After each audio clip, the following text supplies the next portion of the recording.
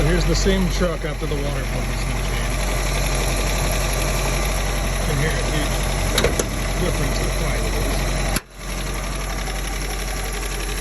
And now we can also see this pulley's nice and tight. Not walking in or out, we hear no bearing noise.